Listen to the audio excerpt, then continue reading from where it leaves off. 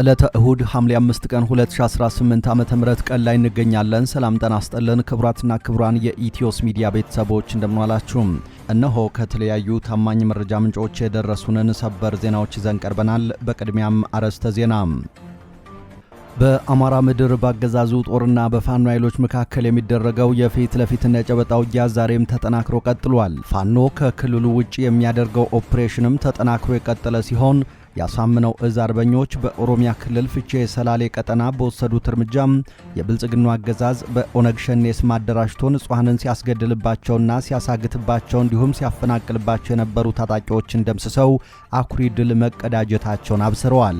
አርበኞቹ በወሰዱት ስልታዊ ኦፕሬሽን ያገዛዙን ካምፕ ሙሉ በሙሉ በመስበር በርካታ ታጣቂዎችን የደመሰሱ ሲሆን ከማህበረሰቡ ተዘርፎ የነበሩ የቀንድ ከብቶችን በማስመለስ ለባለቤቶቻቸው አስረክበዋል። ይህ በእንዲህ እንዳለ በወሎ ግንባር በተከፈተ የማጥቃት ውጊያም ጀብደኛው ምኒልክ ዕዝ 303ኛ ሳምነው ኮር ከ55 በላይ ያገዛዙን ጦር በመጣል ድል ማድረጉን ይፋ አድርጓል። ሐምሌ 4 ቀን 2018 ዓ.ም መነሻውን ኩልመስክና ላሊበላ ከተማ አድርጎ ወደ ገነተ ማርያም የተንቀሳቀሰው ያገዛዙ ሰራዊት በዙ 23 እና በአየር መቃወሚያ ታግዞ ውጊያ ያደረገ ቢሆንም ያላሰበው ዱብዳ ከፋኖ ወርዶበታል። በዝርዝር መረጃውን ይዘነዋል፣ ተሰሙታላችሁ። ኮሎኔል ደመቀ ዘውዱ በ10ኛው የሐምሌ 5 የድል መታሰቢያ ላይ በሰጡት አወዛጋቢ ቃለ ምልልስ ራሳቸውን ከእስራኤላውያን ነጻ አውጪዎች ከሙሴና ከዳዊት ጋር በማነጻጸር የአማራ ሙሴ ነኝ ማለታቸው አነጋጋሪ ሆኗል። ኮሎኔሉ በሐምሌ 5 2008 ዓ.ም በጎንደር የተነሳው ህዝባዊ ተኩስና ተቃውሞ የህወሓትን ያይደፈሬነት ምስል የሰበረና ለ2010 ሀገራዊ ለውጥ ዋና መሰረት መሆኑን ገልጸዋል። ይሁን እንጂ የአማራ ሙሴ ነኝ የሚለው የኮሎኔሉ አገላለጽ አነጋጋሪ ሆኗል። በዝርዝር መረጃውን እናሰማችኋለን። ቱርክና ግብጽ የግብረ ሰዶማውያን መንገደኞችን የጫነች የሽርሽር መርከብ ወደ ወደቦቻቸው እንዳትገባ ከለከሉ። የቱርክና የግብጽ ባለስልጣናት በሺዎች የሚቆጠሩ የግብረ ሰዶማውያን መንገደኞችን የጫነችው ስካርሌት ሌዲ የተሰኘች የሽርሽር መርከብ ወደ ወደቦቻቸው እንዳትጠጋ ክልከላ መጣላቸው ተነግሯል። የቱርክ ባለስልጣናት 1900 ያህል መንገደኞችን ያሳፈረችው ይህች መርከብ በኩሻዳሲና ኢስታንቡል ወደቦች እንዳትቆም የከለከሉ ሲሆን ለውሳኔያቸውም የሞራል እሴቶችን በምክንያትነት አንስተዋል። በዝርዝር መረጃውን ይዘነዋል። ኢራን በድጋሜ ሆርሙዝ ወሽመጥን ስትዘጋ አሜሪካ ቴህራን ላይ አዲስ ዙር ጥቃት ከፈተች። ኢራን በሆርሙዝ ወሽመጥ የሚያልፉ መርከቦችን መምታቷን ተከትሎ አሜሪካ ቴህራን ላይ አዲስ ዙር ጥቃት መክፈቷ ተነግሯል። የኢራን እስላማዊ አብዮታዊ ዘብ ቀጣይ መግለጫ እስከሚሰጥ ድረስ ወሳኙ የባህር መተላለፊያ የሆርሙዝ ሰርጥ ተዘግቶ እንደሚቆይ አስታውቋል። ለአሜሪካ ጥቃትም ከባድ ምላሽ እንደሚሰጥ መግለጹን የኢራን መንግስት መገናኛ ብዙሃን ዘግበዋል። ይህ በእንዲህ እንዳለ ዶናልድ ትራምፕ እኔ ከተገደልኩ ኢራንን ሙሉ በሙሉ የሚያጠፋ ጥቃት ለ1 ዓመት እንዲፈጸም ትዕዛዝ ሰጥቻለሁ ማለታቸው ተነግሯል። በአሜሪካና በኢራን መካከል የተደረገው ተኩስ አቁም ስምምነት የፈረሰ ሲሆን የሁለቱ ሀገራት መሪዎች ዛቻዎችን እየተለዋወጡ ይገኛሉ። በዝርዝር እናሰማችኋለን። ክቡራትና ክቡራን ከኛ ጋር ከቆያችሁ እነዚህንና ሌሎችን መረጃዎች ቀጥለን በዝርዝርና በትንታኔ ወደ እናንተ እናደርሳለን። ቻናሉን ሰብስክራይብ ብታደርጉ በየቀኑ የምንለቃቸው አዳዲስና ትኩስ መረጃዎች በፍጥነት ቀድመው ይደርሷችኋል። አሁን ወደ ዝርዝሩ አለፍን። እስከ መጨረሻው ተከታተሉን። በአማራ ምድር ባገዛዙ ጦርና በፋኖ ኃይሎች መካከል የሚደረገው የፊት ለፊትና የጨበጣ ውጊያ ዛሬም ተጠናክሮ ቀጥሏል። ያሳምነው እዝ አርበኞች በኦሮሚያ ክልል ፍቼ ሰላሌ ቀጠና በወሰዱት እርምጃ የብልጽግናው አገዛዝ በኦነግ ሸኔ ስም አደራጅቶ ንጹሃንን ሲያስገድልባቸውና ሲያሳግትባቸው እንዲሁም ሲያፈናቅልባቸው የነበሩ ታጣቂዎችን ደምስሰው አኩሪ ድል መቀዳጀታቸውን አብስረዋል። አርበኞቹ በወሰዱት ስልታዊ ኦፕሬሽን ያገዛዙን ካምፕ ሙሉ በሙሉ በመስበር በርካታ ታጣቂዎችን የደመሰሱ ሲሆን ከማህበረሰቡ ተዘርፎ የነበሩ የቀንድ ከብቶችን በማስመለስ ለባለቤቶቻቸው አስረክበዋል። ፋኖ የውጊያ አድማሱን ከክልሉ ውጭ በማድረግ በጸረ አማራ ኃይሎች በግፈኞችና በስርዓት አልበኞች ላይ የሚወስደውን እርምጃ አጠናክሮ ቀጥሏል። በግራሪያ ፍቼ ሰላሌ አውራጃ ነዋሪዎች ላይ ብሔርና ሃይማኖት ሳይለይ የዘረፋ ተግባር ሲፈጽም በነበረው በሸኔ ስም የተደራጀ ቡድን ላይ የአፋብን ሸዋ ጠቅላይ ግዛት አሳምነው እዝ አጼ አምደ ጽዮን ኮር ራስ አበበ አረጋይ ክፍለ ጦር ደገም ወረዳ ውስጥ በሚገኙት ሃሮና አቦ ለሊሳ በሚባሉት ቡድኑ በሰፈረባቸው ቦታዎች ላይ በመግባት እርምጃ እርምጃ መውሰዱን ይፋ አድርጓል። ከንጋቱ 12 ሰዓት እስከ ቀኑ 5 ሰዓት ድረስ በተደረገው በዚህ ስልታዊና ልዩ ኦፕሬሽን የሻለቃው አናብስቶች አገዛዙን ካምፕ በመስበር ከፍተኛ የድል ዜና አብስረዋል። በኦፕሬሽኑ በርካታ የቡድኑ አባላት የተደመሰሱ ሲሆን 7 የጦር መሳሪያዎችና በርካታ ተተኳሾች ተማርከዋል። 9 የቀንድ ከብቶች እንዲሁም 15 በግና ፍየሎችም ከዘራፊው እጅ ለአርሶ አደሮቹ ተመልሰዋል። ወታደራዊ ሻንጣዎች፣ ካዝናዎች፣ ልዩ ልዩ ቦምቦችና የወገብ ትጥቆችም በቁጥጥር ስር እንደዋሉ የፋኖ ኃይሎች አስታውቀዋል።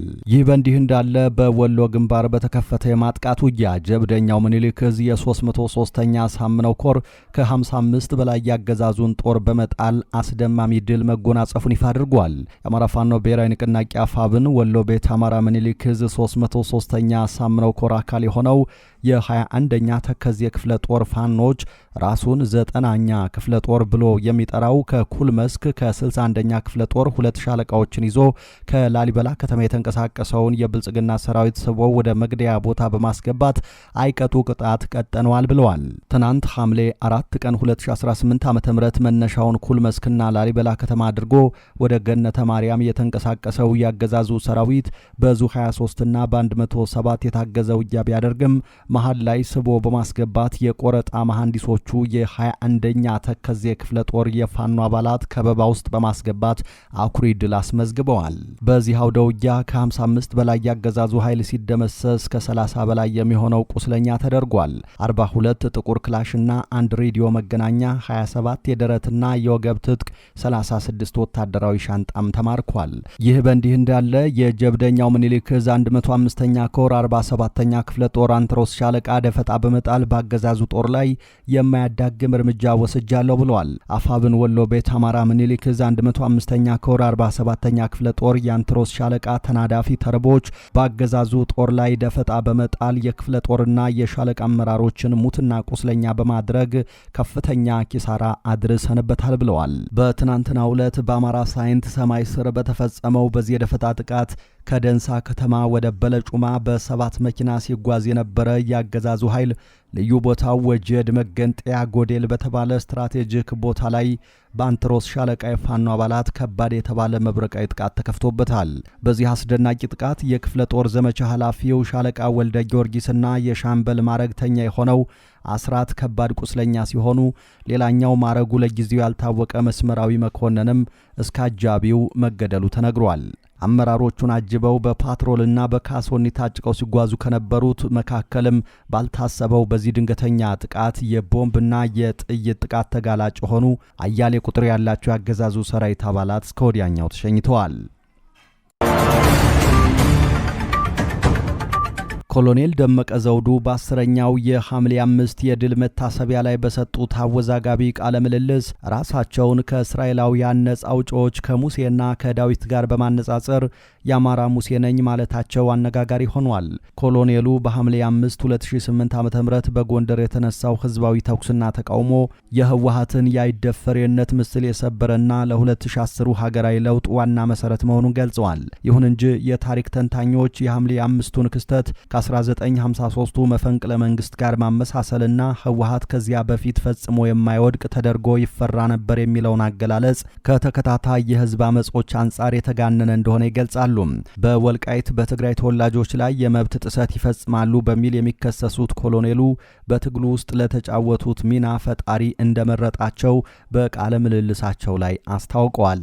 እናንተስ እንዴት አያችሁት? ኮሜንት ላይ ሐሳብ ስጡበት። የአሜሪካው ፕሬዝዳንት ዶናልድ ትራምፕ እኔ ከተገደልኩ ኢራንን ሙሉ በሙሉ የሚያጠፋ ጥቃት ለ1 ዓመት እንዲፈጸም ትዕዛዝ ሰጥቻለሁ ማለታቸው ተነገረ። በአሜሪካና በኢራን መካከል የተደረገው ተኩስ አቁም ስምምነት የፈረሰ ሲሆን የሁለቱ ሀገራት መሪዎች ዛቻዎችን እየተለዋወጡ ይገኛሉ። አሜሪካና እስራኤል በከፈቱት ጥቃት አባታቸው የተገደሉባቸው የኢራን መንፈሳዊ መሪ ሞጅታባ ኻሜኒ የአባታቸውን ደም መበቀል አይቀሬ መሆኑን ገልጸዋል። ይህ በቀል የሀገራችን ፈቃድ ነው፣ ያለምንም ጥርጥር መፈጸም አለበት ያሉት የ54 ዓመቱ መንፈሳዊ መሪ ይህ ጉዳይ በኔም ሆነ በሌሎች ባለስልጣናት ህልውና ላይ የሚመሰረት አይደለም፣ እኛ ብንኖርም ባንኖርም ይህ ጉዳይ መፈጸሙ አይቀሬ ነው ብለዋል። መንፈሳዊ መሪው በአባታቸው ስርዓተ ቀብር ላይ ያልተገኙ ሲሆን የአባታቸውን ደም መበቀል እንደማይቀር የገለጹት በጽሁፍ ባሰራጩት መልእክት ነው። በሌላ በኩል የአሜሪካው ፕሬዝዳንት ዶናልድ ትራምፕ 1000 ሚሳኤሎች ተቀባብለው በኢራን እስላማዊ ሪፐብሊክ ላይ ተደግነዋል ሲሉ ዝተዋል። ኢራን ልትገድላቸው እንደዛተች የገለጹት ትራምፕ ይህ ከሆነ ኢራንን ሙሉ በሙሉ የሚያጠፋ ጥቃት ለ1 ዓመት እንዲፈጸም ትዕዛዝ መሰጠቱን የአሜሪካ ጦርም ዝግጁ መሆኑን አስታውቀዋል። ውጥረቱን ተከትሎ ሆርሙዝ በድጋሜ ተዘግቷል። የኢራን እስላማዊ አብዮታዊ ዘብ ቀጣይ መግለጫ እስከሚሰጥ ድረስ ወሳኙ የባህር መተላለፊያ ሆርሙዝ ተዘግቶ እንደሚቆይ አስታውቋል። ለአሜሪካ ጥቃትም ከባድ ምላሽ እንደሚሰጥ መግለጹን የኢራን የመንግስት መገናኛ ብዙሃን ዘግበዋል። አብዮታዊ ዘቡ ዋሽንግተን ጥቃት በፈጸመች በሰዓታት ልዩነት በዮርዳኖስ የሚገኝ የአሜሪካ ጦር ሰፈርን መምታቱን ገልጿል። የተባበሩት አረብ ኤሚሬቶች፣ ኳታር፣ ኩዌትና ባህሬን በበኩላቸው ከኢራን ለተተኮሱባቸው ሚሳኤሎችና ድሮኖች ምላሽ እየሰጡ መሆኑን አስታውቀዋል። ጋብ ብሎ የነበረው የሁለቱ ሀገራት ጦርነት በድጋሜ የተቀሰቀሰው በዚህ ሳምንት መጀመሪያ በ3 ነዳጅ ጫኝ የንግድ መርከቦች ላይ ጥቃት ከደረሰ በኋላ ነው። ለዚህ ጥቃት ምላሽ የሰጠችው አሜሪካ ኢራንን ከደበደበች በኋላ የጥቃት ልውውጡ አገርሽቷል። የአሜሪካ ማዕከላዊ እዝ ባወጣው መግለጫ በዚህ ሳምንት 3ኛ ዙር ጥቃት የከፈተው የኢራን አብዮታዊ ዘብ የቆጵሮስ ሰንደቅ ዓላማን እያውለበለበ በሆርሙዝ ወሽመጥ ይጓዝ የነበረ መርከብን በግልጽ ስላጠቃ እንደሆነ ገልጿል። መርከቡ የሞተር ክፍሉ ላይ በደረሰበት ከፍተኛ ጉዳት የተነሳ ጉዞውን መቀጠል እንዳልቻለ ማዕከላዊ እዙ አስታውቋል። አንድ ሲቪል የመርከብ ሰራተኛ መጎዳቱንም ገልጿል። እንደ እዙ ገለጻ ኢራን ላይ በተፈጸመው ጥቃት የሚሳኤልና ድሮን ሰፈሮች፣ የኮሙኒኬሽን ኔትወርኮች እንዲሁም የባህር ኃይል የክትትል ስፍራዎችን ጨምሮ 140 የቴሄራን ወታደራዊ ኢላማዎች ተመትተዋል። የኢራን አብዮታዊ ዘብ በበኩሉ የአሜሪካ ጥቃት ደቡባዊ የባህር ዳርቻ ላይ የሚገኙ በርካታ የባህር ዳርቻ የጦር ሰፈሮችንና የቴሌኮሙኒኬሽን ማማዎችን ኢላማ ማድረጉን አስታውቋል። ለዚህ ጥቃት በተሰጠው የመጀመሪያ ዙር ምላሽ ዮርዳኖስ ውስጥ የሚገኘውን ፕሪንስ ሃንሰን የአየር ኃይል ጦር ሰፈር እንዲሁም ሌሎች ኢላማዎችን መምታቱን ገልጿል። እንደ ኢራን ገለጻ በጥቃቱ የጦር ሰፈሩ የእዝና ቁጥጥር ማዕከል እንዲሁም የኤምኪው 9 ድሮን ማቆሚያዎች ወድመዋል። ከዚህ አስቀድሞ ኢራን የሆርሙዝ ወሽመጥን መዝጋቷን የሀገሪቱ መንግስት መገናኛ ብዙሃን ዘግበዋል። ዘገባዎቹ እንደሚያስረዱት መተላለፊያው የተዘጋው የኢራን ጦር ባልተፈቀደ መስመር ለመጓዝ በሞከረ መርከብ ላይ ክሩዝ ሚሳኤል ካስወነጨፈ በኋላ ነው። እንደ አብዮታዊ ዘቡ ገለጻ መርከቡ የተሰጡትን ትዕዛዞች በተደጋጋሚ ችላ በማለቱ በማስጠንቀቂያ ተኩስ እንዲመታና እንዲቆም ተደርጓል። ሆርሙዝ በመዘጋቱ ምክንያት ለሚፈጸም ማንኛውም የአሜሪካ ጥቃት የሚሰጠው ምላሽ ከባድ እንደሚሆንና በቀጠናው የሚገኙ አዲስ የጦር ሰፈሮች ኢላማ እንደሚደረጉ አስጠንቅቆ ነበርም።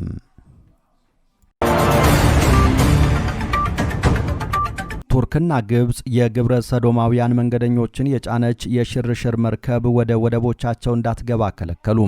የቱርክና የግብጽ ባለስልጣናት በሺዎች የሚቆጠሩ የግብረ ሰዶማውያን መንገደኞችን የጫነችው ስካርሌት ሌዲ የተሰኘች የሽርሽር መርከብ ወደ ወደቦቻቸው እንዳትጠጋ ክልከላ ጥለዋል። የቱርክ ባለስልጣናት 1900 ያህል መንገደኞችን ያሳፈረችው ይህች መርከብ ከኩሻዳሲና ኢስታንቡል ወደቦች እንዳትቆም የከለከሉ ሲሆን ለውሳኔያቸውም የሞራል እሴቶችን በምክንያትነት አንስተዋል። በተመሳሳይ ሁኔታ ይህችው መርከብ በግብጽ ባለስልጣናት በኩል ያልተጠበቀ ክልከላ ገጥሟታል። የግብጽ ባለስልጣናት ምንም አይነት ይፋዊ ምክንያት ሳያቀርቡ በመጨረሻው ሰዓት መርከቧ ወደ ሀገሪቱ እንዳትገባ ማገዳቸው ተገልጿል። ክልከላውን ተከትሎ መንገደኞቹ ሌሊት ላይ መረጃው እንዲደርሳቸው የተደረገ ሲሆን መርከቧም የጉዞ አቅጣጫዋን ለመቀየር ተገዳለች። የጉብኝቱ አዘጋጆች ተመሳሳይ የጉዞ መርሃ ግብር ባለፈው ዓመት ያለምንም ችግር በስኬት ተጠናቆ እንደነበር በማስታወስ በዘንድሮ ክልከላ መገረማቸውን ገልጸዋል። በመሆኑም አሁን ላይ መርከቧ አቅጣጫዋን በመቀየር ወደ ግሪክና ሞንቴኔግሮ እንደምታቀና ዘጋርዲያን በዘገባው አስነብቧል። ክቡራትና ክቡራን ቤተሰቦቻችን ከኢትዮስ ሚዲያ ዝግጅት ክፍል ለዚህ ሰዓት ያዝናቸው አዳዲስ መረጃዎች እነዚህ ነበሩ። ከቆይታ በኋላ በሌሎች መረጃዎች ድጋሚ እንጠብቃችኋለን። እስከዛው ሰላም ጊዜ ተመኘን።